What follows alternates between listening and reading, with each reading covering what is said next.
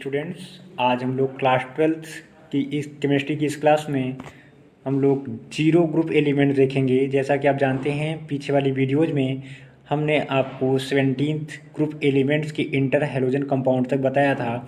आज हम लोग क्लास 12th की केमिस्ट्री के इस पीरियड में हम लोग ग्रुप 18 एलिमेंट्स के बारे में पढ़ेंगे कि ग्रुप 18 के एलिमेंट्स कौन हैं और इनकी केमिस्ट्री क्या होती है। तो देखेंगे कि ग्रुप 18 जो होता है वो आवर्त में सबसे राइट साइड में कॉर्नर पे होता है, जिसे शून्य समूह भी कहा जाता है, जीरो ग्रुप एलिमेंट भी कहा जाता है। इस समूह में उपस्थित सभी तत्व शून्य समूह के तत्व कहलाते हैं। समूह 18 के तत्व शून्य समूह के तत्व कहलाते हैं। इनको नोबेल गैस भी कहा जाता है, ये इंपॉर्टेंट है, नोबेल गैस कहा जाता है। इनको इनर्ट गैस भी कहा जाता है, इनको रेयर गैस भी कहा जाता है। तो आप समझ पा रहे होंगे कि ग्रुप 18 एलिमेंट्स के कितने नाम हैं। सबसे पहले इन्हें समूह 18 के तत्व कहा जाएगा, इन्हें शून्य समूह के तत्व कहा जाएगा, इन्हें नोबल गैस भी कहा जाएगा, इन्हें इनर्ट गैस भी कहा जाएगा, इन्हें रेयर गैस भी कहा जाएगा। तो आइए हम देखते हैं कि इस समूह में कौन कौन से तत्व हैं। इस समूह में जैसा कि आप जानते हैं, हीलियम है, नियान है, आर्गन है, क्रिप्टन है, जेनॉन है, रेडॉन है। इतने तत्व रखे गए हैं शून्य समूह में। आपको हम बताएं तो मेंडलीफ के टाइम पर इन तत्वों की खोज नहीं हुई थी, इसलिए मेंडलीफ की आवर्त सारणी में आप शून्य समूह को नहीं देखेंगे। उसके बाद संशोधित आवर्त सारणी में शून्य समूह के तत्वों को जीरो ग्रुप ऐड करके 18वें समूह के रूप में इन तत्वों को रखा गया है। इनकी स्थिति अगर हम आपको बताएं तो ये पी ब्लॉक और एस ब्लॉक के मध्य होते हैं। ये पी ब्लॉक और एस ब्लॉक के मध्य होते हैं, मतलब जो हमारा फर्स्ट ए एलिमेंट्स होता है, जिसमें आप लिथियम, सोडियम, पोटेशियम को पढ़ते हैं, और इधर जो 17th एलिमेंट होते हैं, क्लोरीन, फ्रोमीन, ब्रोमीन, आयोडीन, इन दोनों के मध्य में ये 17वें ग्रुप के समूह के तत्व उपस्थित हैं। तो यहाँ पर आप देख रहे हैं कि इस ग्रुप में कौन कौन से तत्व उपस्थित हैं। Helium, neon, argon, krypton, xenon, radon.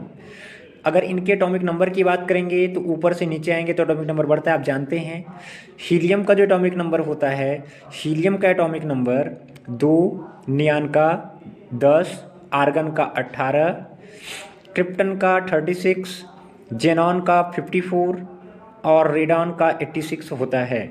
अब हम लोग ये देखेंगे कि ये जो तत्व हैं इनकी प्रॉपर्टीज़ क्या होती हैं। तो सबसे पहले हम देखेंगे जर्नल इलेक्ट्रॉनिक कॉन्फ़िगरेशन क्या होता है।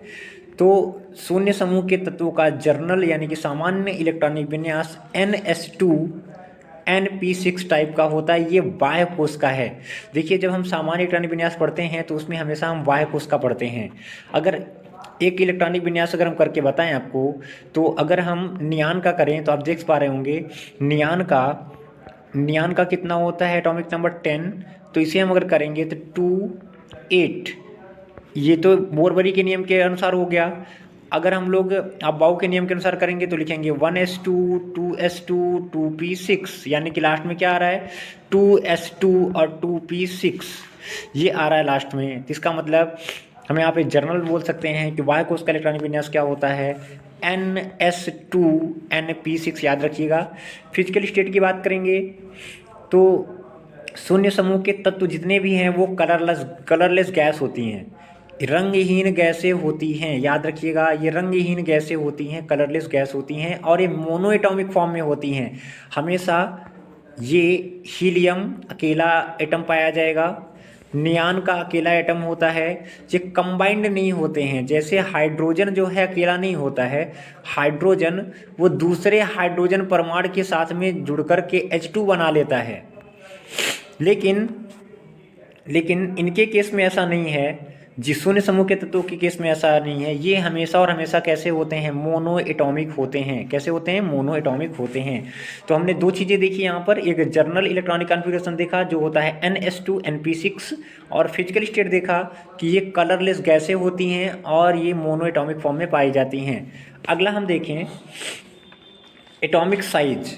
एटॉमिक साइज अगर हम देखें तो 17वें समूह से ज़्यादा होती है इनकी एटॉमिक साइज। आप जानते हैं कि जब हम लेफ़्ट टू राइट बढ़ते हैं आवर्त सारणी में, लेफ़्ट टू राइट बढ़ते हैं तो एटॉमिक नंबर क्या करता है, डिक्रीज करता है। क्या करता है, डिक्रीज करता है, जबकि टॉप टू बॉटम क्या करता है, इंक्रीज करता है। लेकिन यहाँ पर आप देखेंगे तो एटॉमिक साइज किससे ज़्यादा होती है, 17वें समूह से, जबकि 17वें समूह से हम 18वें समूह की तरफ बढ़ेंगे तो कम होनी चाहिए। लेकिन क्योंकि इनकी केमिस्ट्री अलग होती है, इनके जो एटम्स होते हैं उनमें फोर्स ऑफ अट्रैक्शन आपस में कम लगता है, जिसकी वजह से ये स्टेबल कक्षा रखते हैं, जिसकी वजह से इनका एटॉमिक साइज 17वें समूह से ज़्यादा होता है। याद रखिएगा, 17वें समूह से क्या होता है, ज़्यादा होता है। अब नेक्स्ट प्रॉपर्टी देखते हैं हम लोग MP and VP, melting point और बॉइलिंग पॉइंट की बात करेंगे। तो अगर हम लोग समान अणुभार के अन्य पदार्थों की तुलना करें तो इनकी जो MP और BP होती है वो काफ़ी कम होती है। MP और BP क्या होती है, कम होती है। MP BP क्या होगी, कम होगी। जब आप ऊपर से नीचे आएंगे समूह में तो MP और BP क्या होगी, बढ़ेगी। MP BP क्या होगी, बढ़ेगी। ये सब आप लोग जानते हैं। नेक्स्ट हम देखते हैं लिक्विफिकेशन टेंडेंसी। अगर इनको द्रवित करना हो तो क्या होगा। देखिए, शून्य समूह के जो भी तत्व हैं, helium, neon, argon, krypton, xenon, radon, ये जल्दी से ईजिली लिक्विफाई नहीं होते हैं, ये आसानी से द्रवित नहीं होती हैं। लेकिन अगर हम लोग हीलियम से जेनॉन की तरफ बढ़ें, ऊपर से नीचे की तरफ बढ़ें, तो लिक्विफिकेशन बढ़ता है।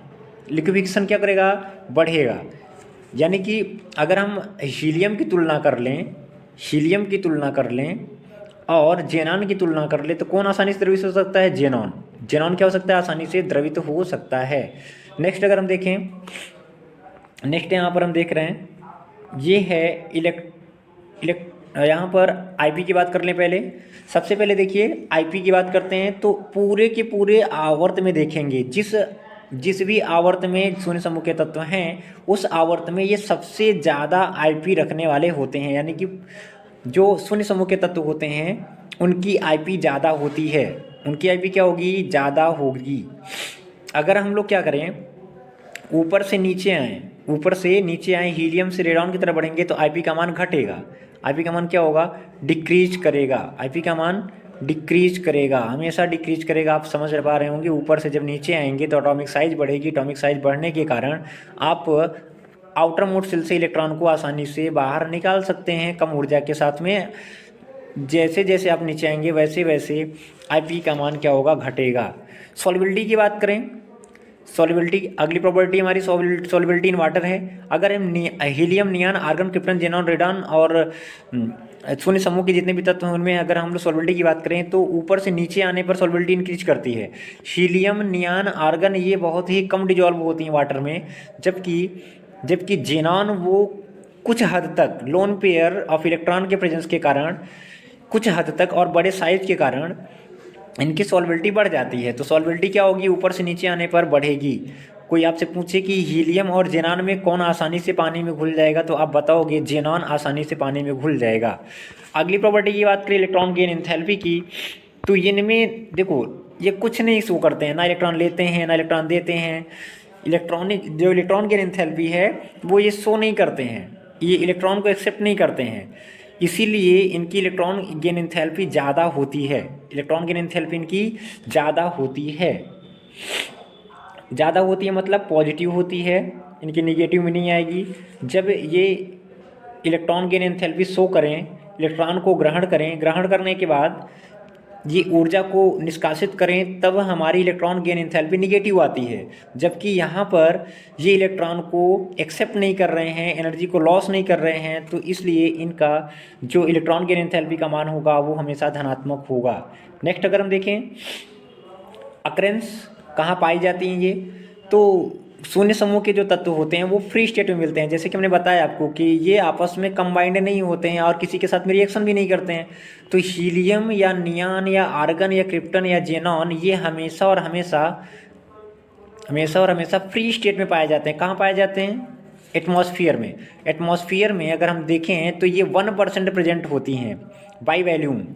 आयतनात्मक दृष्टि से ये 1% एटमॉस्फेयर में प्रेजेंट होती हैं। आप आसानी से इसे प्राप्त कर सकते हैं। कैसे प्राप्त करेंगे, आइसोलेशन कैसे होता है, देखिए आइसोलेशन के लिए इसमें, आइसोलेशन का मतलब यहाँ पे प्राप्त किस प्रकार से आप विलग करेंगे शून्य समूह के तत्वों को, तो इसके दो मेथड हैं। एक है रैमसे रेले मेथड और दूसरा है फिशर रिंग मेथड। याद रखिएगा, आपसे पूछता है कि निम्न में से किस विधि के द्वारा शून्य समूह के तत्वों को विलग किया जाता है या पृथक किया जाता है। तो दो हैं, रैमसे रेले मेथड, आपको यहाँ पर इस मेथड को नहीं पढ़ना है, सिर्फ नाम जानना है आपको, रैमसे रेले मेथड। दूसरा है Fisher ring method, Fisher rings method. ये दो याद रखिएगा, Ramsay Rayleigh method, Fisher ring method, ये दो मेथड है जिसके द्वारा हम लोग शून्य समूह के तत्वों को आसानी से पृथक कर सकते हैं। अब आप ये दो मेथड तो आपने पढ़ लिया कि किस प्रकार से इनको विलग करेंगे। और सेपरेशन का एक मेथड क्या है, डेवार्स मेथड। डेवार्स मेथड याद रखिएगा, देवार्स मेथड यानी कि देवार विधि के द्वारा हम लोग इसको पृथक्करण करते हैं। तो ये तीन नाम याद रखिएगा, Ramsay Rayleigh method, Fisher rings method और देवार मेथड। अब हम लोग ये देखते हैं कि नोबेल गैस की केमिस्ट्री क्या होती है। ये बहुत इंपॉर्टेंट है क्योंकि आप जानते हैं इन्हें नोबेल गैस कहा जाता है। ये आपस में रिएक्शन नहीं करती हैं, ये किसी अन्य के साथ में भी रिएक्शन नहीं करती हैं। तो आप देखेंगे पहले क्या होता था, 1962 से पहले ये माना जाता था कि नोबेल गैसें टोटली निष्क्रिय होती हैं। टोटली क्या होती हैं, निष्क्रिय होती हैं, अर्थात ये क्रिया नहीं करती हैं। तो 1962 से पूर्व अक्रिय गैसों के कोई यौगिक भी ज्ञात नहीं थे जो कि शुद्ध रासायनिक संयोग से बने हों। ऐसा कोई भी यौगिक ज्ञात नहीं था 1962 के पहले कि जिससे कि ये पता चल सके कि ये जो कंपाउंड बना है हीलियम, नियान, आर्गन, क्रिप्टन, जेनान का, वो शुद्ध रासायनिक संयोग यानी कि बॉन्ड के फॉर्मेशन के द्वारा बना है। उस समय तक केवल क्लैथरेट कंपाउंड ज्ञात थे। क्लैथरेट कंपाउंड क्या होते हैं अभी हम आपको बताते हैं कि क्लैथरेट कंपाउंड क्या होते हैं। लेकिन आप ये जानिए कि 1962 से पहले शून्य समूह के केवल और केवल क्लैथरेट कंपाउंड ज्ञात थे। क्लैथरेट कंपाउंड ज्ञात थे और ये क्लैथरेट कंपाउंड बनाए कैसे गए थे, क्विनोल एक कंपाउंड है, जैसे कि फिनॉल होता है वैसे क्विनोल है। तो फिनॉल में आप देखते हैं कि किस प्रकार से होता है, ऊपर हम OH लगाते हैं, यहाँ पर हम ये क्या बनाते हैं, ये हमने बना दिया आपका, ये रिंग बन गई बेंजीन रिंग, ऊपर OH लगाया तो इसे फिनॉल बोलेंगे, नीचे भी OH लगा देंगे तो क्विनॉल हो जाएगा। तो क्विनॉल में अगर हम लोग जैसे क्रिप्टन है, जेनॉन है, ठीक है, और हीलियम है, नियॉन है, आर्गन है, अगर इनमें से इनको डाल करके हाई प्रेशर पे, देखिए ये आसानी से तो रिएक्शन करेंगे नहीं, तो इसके लिए हमको हाई प्रेशर रखना पड़ेगा, उच्च दाब रखना पड़ेगा। उच्च दाब में जब आप क्विनॉल और शून्य समूह के किसी भी तत्व का रिएक्शन कराएंगे उच्च दाब पर, तब आपको क्लैथरेट कंपाउंड प्राप्त होते हैं। तो आपको समझ में आ रहा होगा क्लैथरेट कंपाउंड क्या होते हैं। क्लैथरेट कंपाउंड वे कंपाउंड हैं जो कि क्विनॉल, आर्गन, क्रिप्टन, जेनॉन का आपस में रिएक्शन करके प्राप्त किया गया था। लेकिन एक बात थी, इनके मध्य ये जो हमारा क्विनॉल था और जो हीलियम, नियान या क्रिप्टन, आर्गन थे, इनके मध्य कोई भी बॉन्ड प्रेजेंट नहीं हुआ करता था। ये केवल भौतिक रूप से आबद्ध ट्रैप्ड रहते हैं। मतलब समझ रहे होंगे आप, जब ज़्यादा हाई प्रेशर डाल देंगे हम क्विनॉल पे तो क्विनॉल क्या करेगा, क्विनॉल ये देखिए क्विनॉल प्लस ये आर्गन, ये आर्गन जो होगी आकर ट्रैप्ड हो जाएगी इसके द्वारा, लेकिन इन दोनों के बीच में कोई भी बॉन्ड का फॉर्मेशन नहीं होगा। जब तक बॉन्ड का फॉर्मेशन नहीं होगा तब तक हम ये बोलते ही नहीं है कि ये हमारा केमिकल कंपाउंड बना है। इसीलिए इसका नाम दिया गया क्लैथरेट कंपाउंड। क्या नाम दिया गया, क्लैथरेट कंपाउंड। ये भौतिक रूप से आबद्ध रहते हैं, ट्रैप्ड रहते हैं, बस उसी के अंदर जाके लग जाता है ये, लेकिन बॉन्ड का फॉर्मेशन नहीं होता है, नो बॉन्ड फॉर्म। अगला हम देखें 1962 के बाद नील बर्लेट ये इंपॉर्टेंट है, शून्य समूह में इस वैज्ञानिक का नाम आपको याद रखना है। नील बर्लेट ने देखा कि जैसे PTF6 है, PTF6 प्लेटिनम हेक्साफ्लोराइड है, वो ऑक्सीजन से क्रिया करके O2 प्लस PTF माइनस बनाता है, एक कंपाउंड बना देता है। कौन, PTF6 को जब ऑक्सीजन के साथ में रिएक्शन कराया जाता है तब। अब आप देखिए यहाँ पर कि O2 की जो IP होती है वो 1175 होती है, 1175 किलो जूल प्रति मोल। ये किसकी आईपी है? ऑक्सीजन की, जो कि जेनान की आईपी के लगभग बराबर है। जेनान की आईपी कितनी होती है? 1170 किलो जूल पर मोल। तो आप समझ पा रहे होंगे यहाँ पे जब दोनों की आईपी बराबर है तो जब PtF6 ऑक्सीजन के साथ में रिएक्शन करके O2 प्लस PtF6 बना सकता है तो जेनान क्यों नहीं बना सकता है? ऐसा सोचा किसने? नील बर्नेट ने। नील बर्नेट ने ऐसा सोचा, तो उन्होंने कई एक्सपेरिमेंट किए। एक्सपेरिमेंट करने के बाद नील बर्नेट ने जेनान के साथ में प्लेटिनम हेक्साफ्लोराइड एक यौगिक प्राप्त किया जो कि नारंगी रंग का था। इसके अतिरिक्त बाद में कई कंपाउंड प्राप्त किए गए। उस कंपाउंड का नाम आपको याद रखना है XeF2। अभी तक एक बात याद रखिएगा कि जेनान के ज़्यादा कंपाउंड हैं। हीलियम, नियान और आर्गन, इसके कोई भी कंपाउंड अभी तक ज्ञात नहीं है। जेनान, क्रिप्टन के कुछ कंपाउंड ज्ञात हैं। क्रिप्टन के भी कुछ कंपाउंड ज्ञात हैं। देखिए, जेनान के कंपाउंड ज्ञात हैं हमें, कुछ क्रिप्टन के हैं, कुछ रेडान के भी हैं, लेकिन हीलियम, नियान और आर्गन, इसके कोई भी कंपाउंड अभी तक ज्ञात नहीं किए गए हैं। तो इम्पोर्टेंट जो आपके सिलेबस में है वो है XeF2, XeF4, XeF6 और इसके कुछ जो है ऑक्सीफ्लोराइड भी हैं, XeOF2, XeOF4, XeO2F2।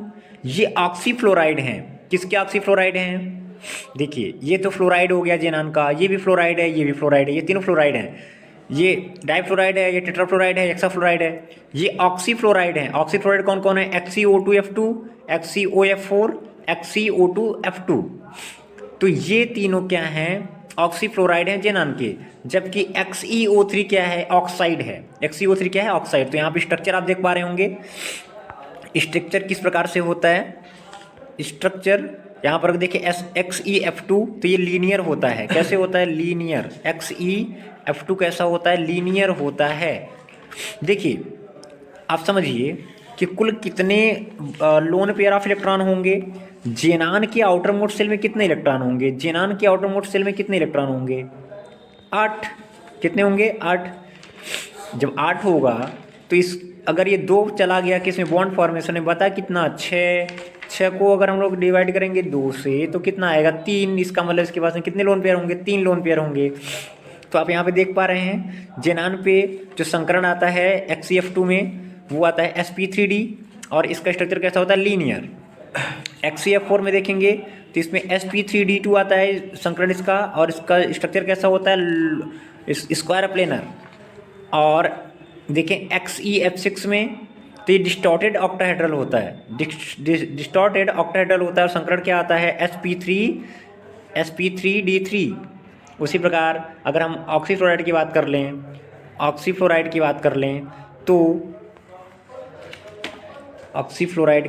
लें तो आप देख पा रहे होंगे यहाँ पर sp3d2 होता है इसका संकरण। और XeOF4 का जो संकरण आएगा वो sp3d2 आता है। और इसी प्रकार से अगर हम देख लें XeO3, ये sp3 का आता है, sp3 संकरण होता है इसका, और स्ट्रक्चर होगा कैसा? टेट्राहेड्रल। तो हमने यहाँ पर कंपाउंड देख लिए शून्य समूह में। शून्य समूह आपका यहाँ पे ख़त्म होता है। हमने एक ही लेक्चर में ये सारा 0 ग्रुप ख़त्म कर दिया। तो इसे आप लोग ध्यान से देखिएगा, काफ़ी लंबी वीडियो हो गई है। तो आप लोग अगर कोई क्वेरी होगी तो आप लोग कमेंट सेक्शन में ज़रूर बोल के पूछ सकते हैं। मिलते हैं नेक्स्ट वीडियो में, तब तक के लिए थैंक यू।